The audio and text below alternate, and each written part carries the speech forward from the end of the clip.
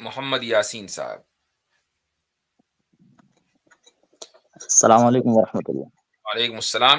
عامر بھائی، سناتنی صرف آپ کے چینل پر آتے ہیں یا آپ کی وجہ سے میرے چینل پر نہیں آ رہے ہیں؟ کیا چکر ہے آج؟ حضرت میرے پاس قحط الرجال پڑا ہوا ہے. قحط الرجال ہے، قحط السناتنیین. قحط السناتنیین البراہمنیین. جی بھائی.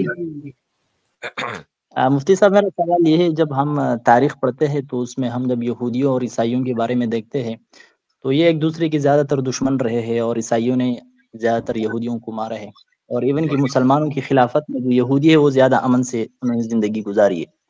اور حضرت عمر رضی اللہ تعالیٰ کے زمانے میں بھی ان لوگوں کو بیت المقدس کی جو زیارت ہے وہ نصیب ہوئی کہ ان کو آزادی ملی وہاں. تو آج کے دور میں جب ہم دیکھتے ہیں تو دونوں مسلمانوں کے خلاف اکٹھے ہو گئے ہیں، اس کی وجہ کیا ہے؟ اور دوسری بات یہ ہے کہ یہودیت اور زائنزم، ان دونوں میں فرق کیا ہے؟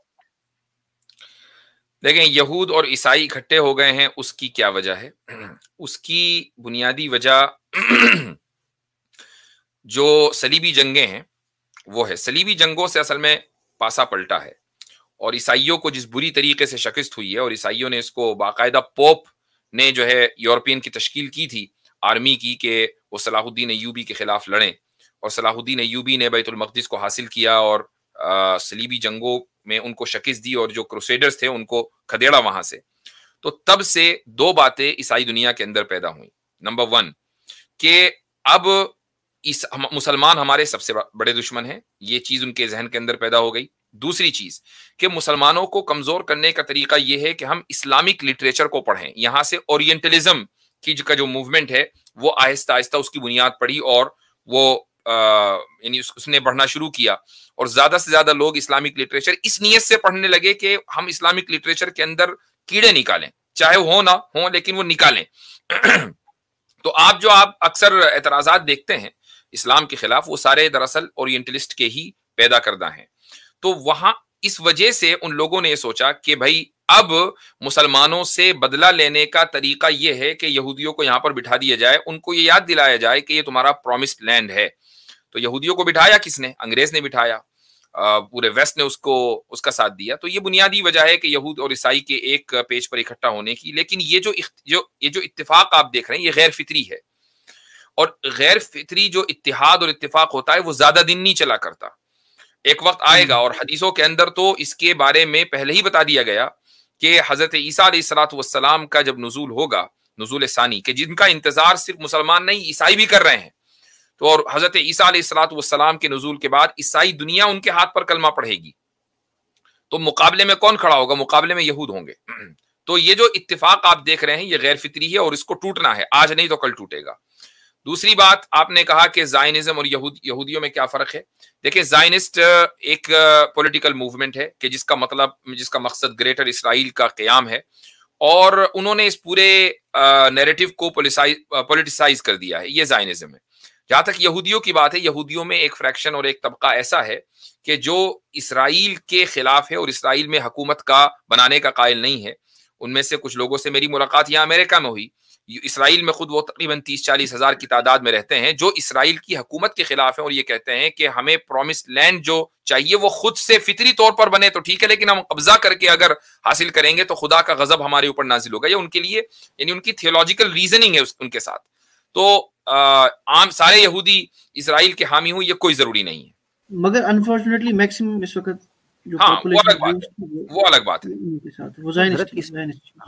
حضرت اس پر میں ایک چیز یہ ایڈ کرنا چاہتا ہوں کہ اس میں تو کوئی شک نہیں کہ جو آپ نے ایک ہسٹوریکل شفٹ کا ذکر کیا ہے کروسیڈ سے، یہ بڑی امپورٹنٹ ایک مائل سٹون ہے کہ جب کرسچنس جو ہیں ان کا شفٹ جو ہے وہ یہود کی طرف ہوا، اور انہوں نے پیچ اپ کیا کہ بھئی اب ان کو کرنا ہے، اور پھر انہوں نے ان کو بسایا. مگر ایک پوائنٹ ہے جس کو نبی پاک صلی اللہ علیہ وسلم کے زمانے میں وٹنس کیا جا سکتا ہے، جو یہود کی عادت تھی. وہ یہود کی عادت یہ تھی کہ وہ مٹیریل اور کنٹینٹ دیتے تھے مشرکین مکہ کو، تاکہ، اور حقیقت یہ ہے کہ شاید اس قدر جو ہے وہ مزاحمت کا سامنا نہ کرنا پڑتا مکہ کے اندر، جس کی وجہ یہود بنے. کیونکہ یہود کو ایک تعصب یہ تھا کہ جی وہ آنا تو بنو اسحاق بنو یعقوب میں تھا، تو یہ جناب انہی کے قبیلے کے اندر سے ایک بندے نے قریش میں سے کہہ دیا کہ ہم وہ نبی ہیں. اور اعلان کر دیا. تو ان کا ایک نسلی تعصب تھا جس وجہ سے وہ مشرکین مکہ کو ورگلاتے رہتے تھے. اس کا جو ایک ایپک ایگزامپل ہے وہ غزوہ احزاب ہے. تو اس کو اگر آپ اس کا بیک گراؤنڈ پڑھیں گے تو آپ کو پتا چلے گا کہ یہ اس قدر مکار قوم ہے یہود کی کہ انہوں نے اپنے ہی علاقوں پر حملہ کروا دیا. یعنی جن علاقوں کی حفاظت کا انہوں نے عہد کیا ہوا تھا اسی عہد کو چکنا چور کر کے اسی مدینہ کے اوپر اٹیک کروا دیا باہر کے لوگوں سے. یہ اس قدر مکار لوگ ہیں.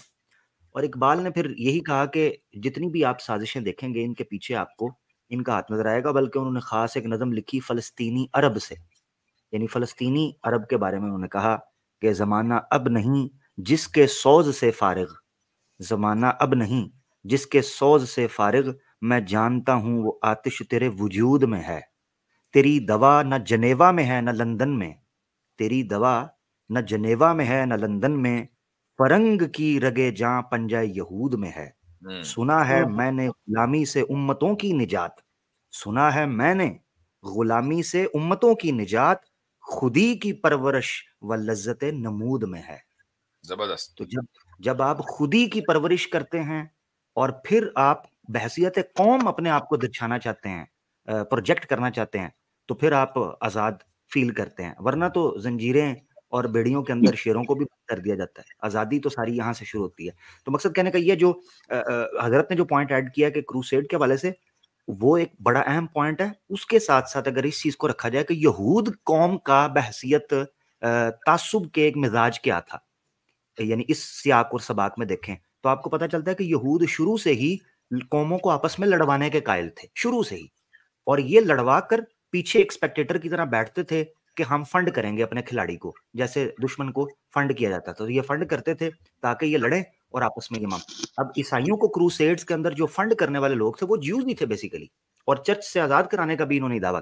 تو اب ان کا ایک احسان تھا جس کو چکانا تھا. جی ٹھیک ہے بہت جناب. شکریہ مفتی صاحب.